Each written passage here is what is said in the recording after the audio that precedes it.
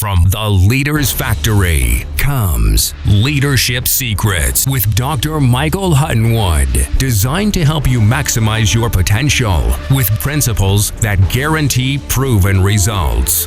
Knowing and cultivating certain attitudes about yourself will give you the mindset you need to develop your leadership potential to the fullest and fulfill all that you were born to do. Join Dr. Michael Hutton for Leadership by Creativity, Principles for Success, Secrets for Creating Change, and much more. You are born to lead.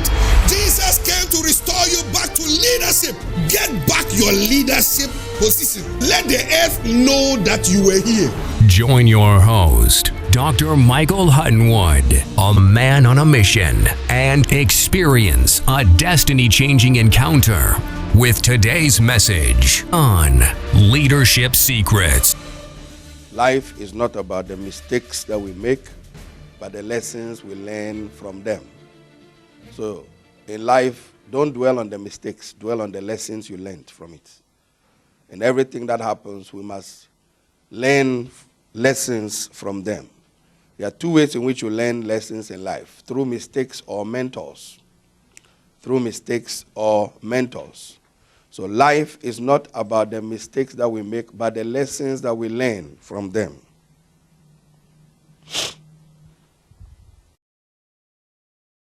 We are looking at 21 leadership lessons from Judas Iscariot. Now, if among the hosts of heaven, 3 archangels, there was a Judas, there was a Lucifer, and if among Jesus' disciples, there was a Judas, then among every 3 leaders, or among every 12 leaders, there may be a Lucifer or a Judas. You need to understand that. If among God, who is invisible and knows all things, omniscient, omnipresent everywhere, and Lucifer was among his 3 key inner circle archangels, and if Jesus fasted 40 days to choose 12 key apostles, disciples, leaders to start his ministry, and among all of them, by discernment, there was still one that became Judas. Among our leadership, there can arise by their choice a Lucifer or a Judas. We must know that, so we put these contingency plans in place as leaders. Now, this thing I'm coming to teach you are things I did not know when I started ministry. These are things I learned from 2006 till now, which leaders, pastors, ministers must put in place. This is going live. We're going to be beaming it in our TV program and on our podcast, YouTube, everywhere. These are things that people must know, which most pastors don't know. So sometimes they get taken by surprise by certain things. But when you know these things, you can avoid or minimize the effect of Lucifer and the effect of Judas, and avoid or minimize church splits, which is one of the subjects we'll be dealing with in our pastors' conference in July. Avoiding or minimizing church splits in your church. So we need to learn lessons from Judas. It's not something that must be discarded just because of what he did. We must learn lessons from him. Why Judas, there's nowhere in the Bible I read where it says Judas was born to betray Jesus. There's no prophecy on this boy's life like that. So Judas became Judas and did what he did by choice. When you read the story of Judas, Judas was the one who was sent to normally give to the poor, feed the poor. And so he mingled with society a lot.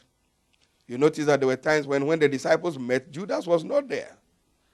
And then one day when, I think in the garden of, in the Last Supper, when Judas arose to leave, people assumed, after Jesus said that one of you will betray me, and Judas arose and left, the disciples never assumed that Judas would be a betrayer. But you see, the more, if you are part of a leadership team, the more you associate with the world, the more you become like the world.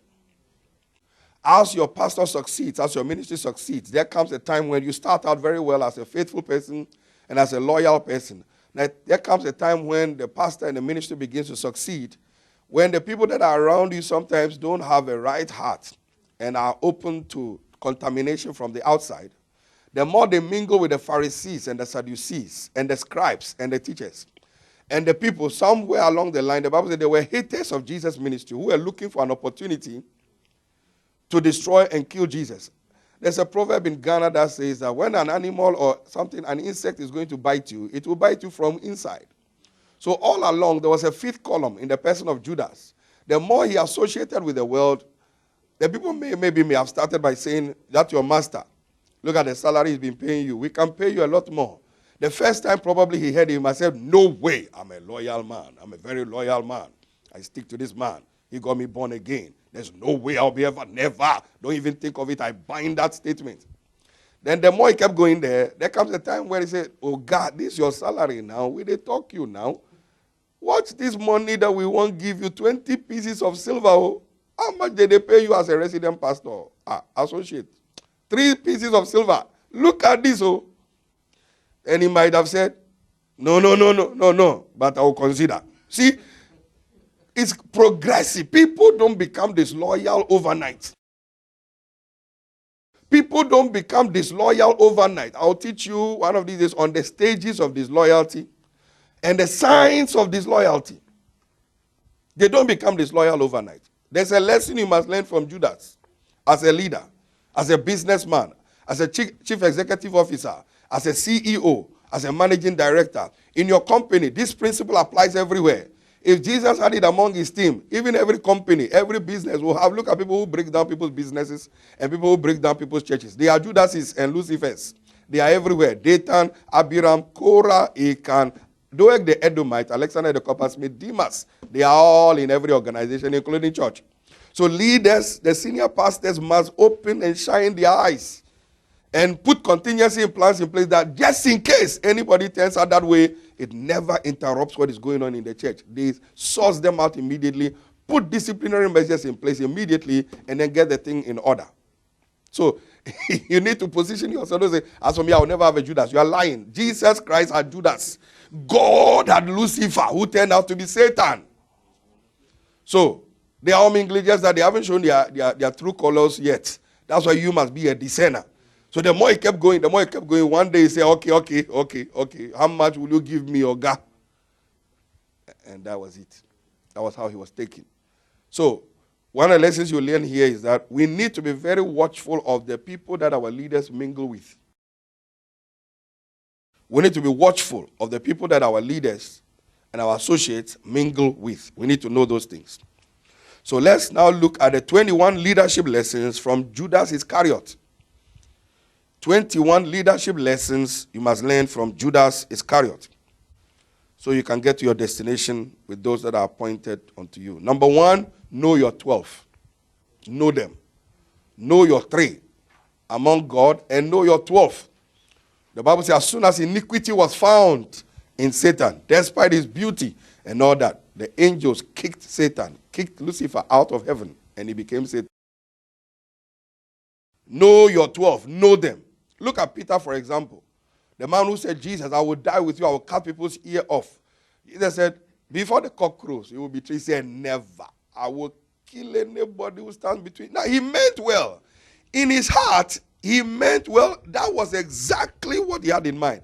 But look at how he was taken. He says, Satan, Peter, immediately somewhere along there, he said, no, Jesus, there's no way I will ever betray. He said, but before the cock crowed, it happened.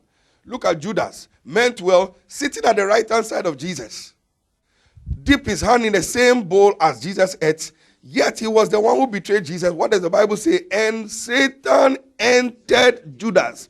So Satan can enter any leader, no matter how desperate or determined they are. They must put Guantanamo Bay defense systems in place to make sure no matter what happens, I will do everything to stay loyal.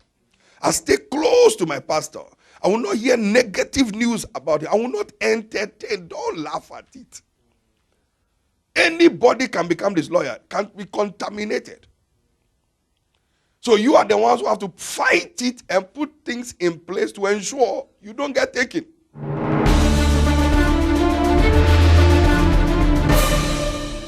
From the author of Negotiating Your Desired Future with Today's Currency and I Shall Rise Again, comes the latest manual set to redefine 21st century effective ministry.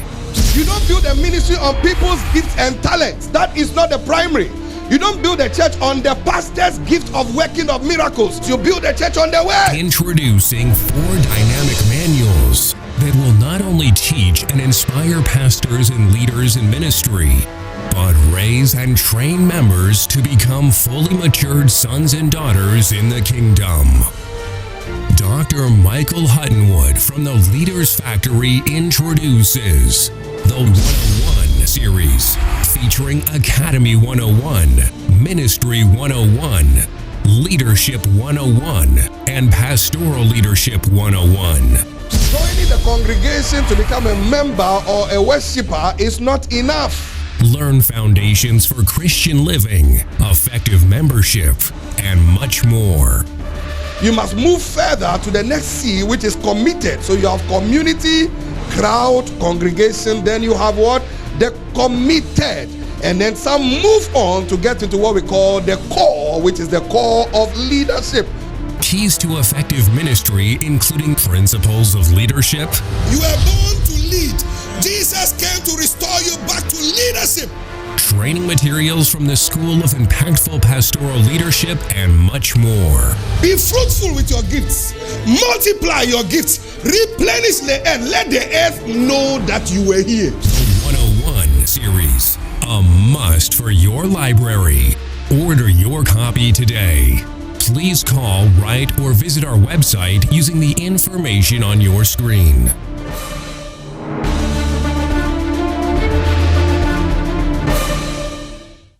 Anybody can become disloyal. I was an associate pastor of my pastor. And when he traveled to Ghana for some time, some of the people in the church and some people from outside said, the way the anointing is on you and the way you preach, and people, the church is growing and money has come in the ministry. Look, he's not coming back. Take over the church. Take it over. Here I am determined to do the right thing. And they kept saying it and say, as for you. And you see, people will tell you things that you want to hear. And I've never heard, hey brother, the way you preach and the way you even pray.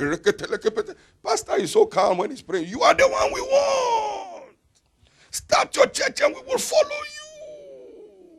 Their church is called House of Praise. We call our own House of Praise International.com. Then you begin to, first of all, you say, no. Then first you begin to go home and then you discuss it with your wife. And wife said, look, it's possible you can become a first lady. First lady, yeah? First lady. First lady. By the time you realize you have gone to buy a first lady's dress when you were an usher. I resisted the thing. The pastor came back from Ghana after 18 months. I was in charge of the church for 18 months, 1.5 years. I could have taken it over. But you see, what you sow is what you reap. He came back, I handed the church over to him and sat on my associate pastor's seat. When he was away, I sat on his seat.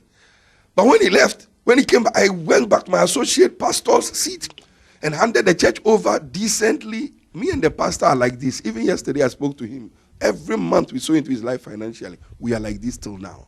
Released properly. You don't destroy somebody's church to start your own. You don't destroy somebody's business. You see, you may not reap it today, but you will reap it.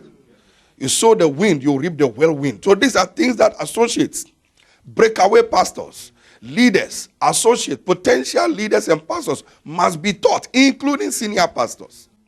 We must know, number one, we must know our 12. Know them in the spirit. Know no man in the flesh. Know them and watch them. Watch their associations. Watch them. Know your 12 and what they are capable of. So positively, know your 12 and what they are capable of doing. So you assign specific jobs to them in the ministry in the area of their dominant gifting. So they are assets, but they can become liabilities by choice. So know your 12 and what they are capable of. Why? You will rise and fall on the back of your inner circle. As a leader, you will rise and you will fall on the back. You will rise or fall, sorry. You will rise or fall on the back of your inner circle. That's why you must know your inner circle. And you don't just bring everybody into your inner circle. Because they are key people who will make you or break you. You notice Jesus, when he called his disciples, Bible says he called them and spent time with them. What was he doing? Pouring into them. Placing his spirit into them so that they don't become now. Even after spending 3.5 years with them and pouring into them, one turned out to be a Judas. So that's why training must be ongoing. In this church, we do training once a month, twice a month. Ongoing. Ongoing. Just in case there's some Judas about to appear somewhere, you locate it and deal with it. We attack things that are not correct in this church with such ruthlessness, with no compromise. We attack it. Every leader his eyes must be on board. I invade every space because I am the chief servant here, not manipulator. Servant. I'm here to serve. And so I must know what's any foolishness that raises his head, because foolishness is found in children. And Church of God people are full of children. And those who are maturing. So when you see the children misbehaving, the discipline shall drive away foolishness from your children. So a pastor will rise or fall on the strength of his inner circle. So we must know them. Because their strengths or weaknesses are crucial, just like in Jesus' case. Jesus knew Judas had a gift in relating with people. So he was the one who used to be sent to go and give money or buy things for the place and also go and give to the poor. When he was leaving one day, they said, I'm sure he's going to go and give to the poor. That's what they had in mind. They didn't know, as he had been there over and over, as you associate with rebels and enemies of your church, by the time you realize you have become like them. That's why when people leave your church and destroy the place, I'm talking about people who leave the church destroying. I'm talking about people who live rightly. Or God has said it's time to move. But people who destroy. And then you are a leader there and you are still eating with them. By the time you realize you do the same thing they did, I've heard people say, oh, the people did it, but there's no way we do. They did worse. They did worse. Absalom must never be allowed to come back home, unlike the prodigal son. Absalom lessons you must learn. Pastors, listen to me. Absalom must never be allowed to come back home. I don't care whether it's a biological son or not. The prodigal son has a heart of repentance. Absalom is coming to destroy and remove David out of his palace and sleep with all his concubines. Absalom is different from the prodigal son. These are lessons that some of the pastors, some people don't like to hear. When I pray, they say, this man is too hard. You sit down there. When Absalom comes to your house, back to the house, and then you start walking with Chalewati, with your leg on the ground, and going and weeping as you are going, as David is described as doing after what Absalom did to him, you will know why Absalom should not come back home. So number one, know your 12. Number two, remember any one of them can betray you. Any of your leaders can betray you. Any of them. Learn these lessons. These are lessons. Any one of them can betray you. Why? The heart of men are too deep to uncover. The words of men are too sweet to doubt, and the minds of men are too unstable to depend on. The heart of men are too deep to uncover. You don't know what is in somebody's heart.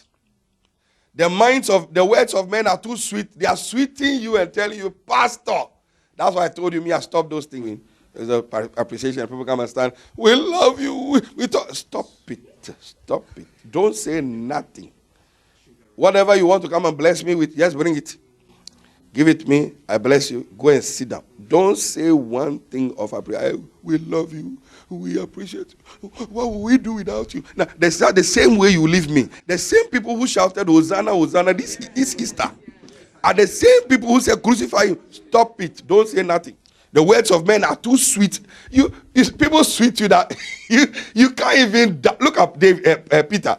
I will die with you. I will kill anybody. That was the boy who even swore to a maid servant that he didn't know Jesus. What came on him? Stop it. Tell your neighbor, stop the talking. The words of men are too sweet to doubt, and the minds of men are too unstable to depend on. This was a saying my father made.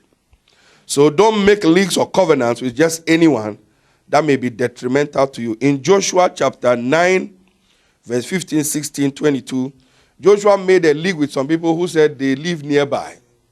Or they said they came from afar. Only for him to realize that they were living around the same place. Eventually, they made them hewers of stone. They lied. So people come and say, I have a covenant with you. The Lord spoke to me and he said, I'm coming to serve you, for life. Good.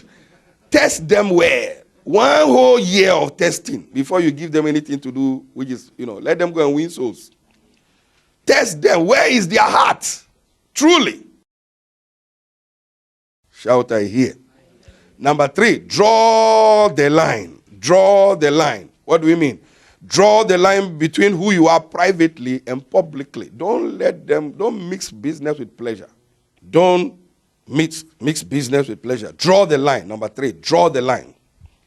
Draw a line between who you are privately and who you are publicly. When we first started this church, the pastor I have is so family-oriented. So, what's the word? Relational. There are different kinds of pastors. Relational pastors and all kinds of pastors. And so every Sunday he will invite one group or the other to his church to come and eat. So when we started, I thought, that's the way you grow a church. I started, all who came to eat my food in my house, only one is still here. So I stopped bringing them to my house, and they have remained. So it's not about how you bring them to your house. Separate who you are privately from who you are publicly. These are the lessons you must learn. Quit and stop trying to develop a personal relationship with your church or leaders. When it comes to business, business is business. Church is church. Home is home. I seldom invite people to my house. Seldom. Once a year or twice a year, I'll invite somebody. That's it. Because that is not what it's about. You are not there to befriend them. You don't hate them, but if you become over casual, they won't respect you anymore. Quit and stop trying to develop a personal relationship with your church or leaders. It will stunt the growth of the church. It will stunt it. Somebody said, a bishop in this country said, the moment your members begin to call you pastor, bishop, it's not bishop, pastor, that's not pastor, pastor. Look at this Nigerians when they are greeting you. Hey, pastor, bishop, you are finished. Over familiar. Look how, Papa. Sir. Hey, yo, bishop, what's up? You are finished. You are finished. And among our Ghanaian community, they do that. Hey, Michael, whoa. Hey, we are not playing jokes here. They saw Jesus as a carpenter's son in his own hometown, so he could dare do no miracles. Yet the next village. So it's not about us throwing our titles. Me, I'm a very cool guy. Ask my people. I'm a very cool. Those of you who have just joined, I'm so cool. But when you cross the line in touching this church, look, insult my head, insult my wife, but you touch this church, that's the last. That's the last. So we have to protect the ministry. Be sure. If you don't, the way you receive a person is what determines what you get from them. So he said the advice is don't rate them as friends. If you can't rebuke a leader sharply without it affecting your relationship, that relationship has gone too far. If a leader does something and you cannot rebuke them sharply, Paul said rebuke them sharply.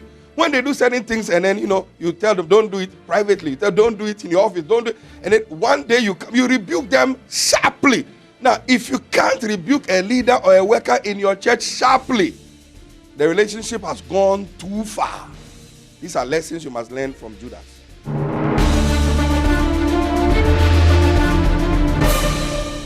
Glory to God. We'd like to take this opportunity to invite you, all pastors, ministers, workers, leaders, pastors, spouses, to our summer pastors, ministers, leaders conference here in House of Judah in July. Some of the subjects that we'll be dealing with are avoiding or minimizing church splits in your ministry. Are you raising a church for just today or tomorrow? Are you building with sons or servants? So we'd like to invite all pastors, ministers, wives, leaders, the leaders that you have in your ministry, to come along with them to this summer conference in the month of July. The details will be at the bottom of the screen. Please make a note of it, and we look forward to see you in House of Judah and to serve you. The Lord richly bless you. Amen.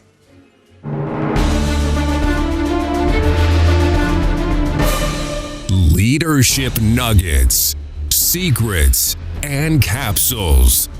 3 dynamic books by Dr. Michael Hutton from the Leadership Institute. The purpose of leadership is not the maintenance of followers, but the production of more leaders. A leader's job is to influence people to influence others. 3 dynamic books that will propel you to the status of an impact-making, life-changing quality leader of influence in his or her generation. When you succeed in life, when you don't raise anybody to do what you are doing, you have already failed. Leadership nuggets, secrets, and capsules. 3 dynamic books, a must for your library. Order your copy today using the information on your screen. Because success without a successor is failure.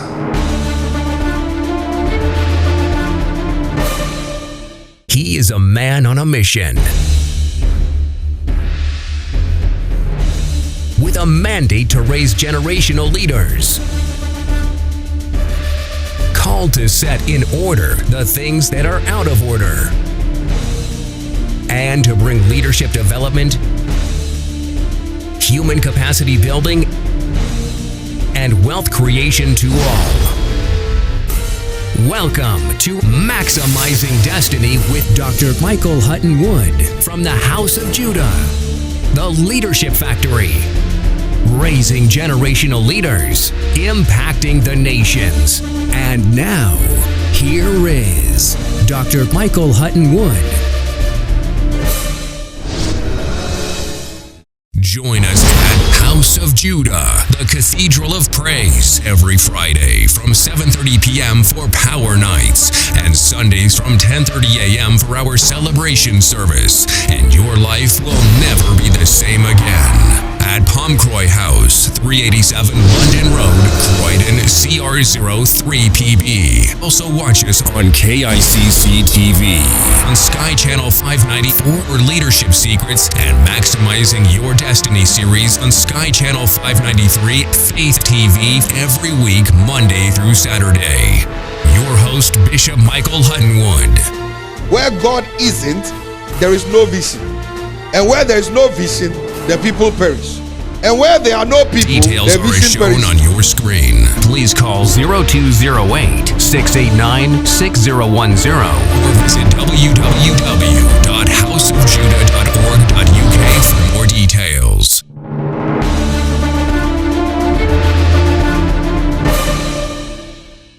Thank you for tuning in to Maximizing Destiny with Dr. Michael Hutton from the House of Judah, the Leadership Factory, raising generational leaders, impacting the nations. We hope you have been blessed.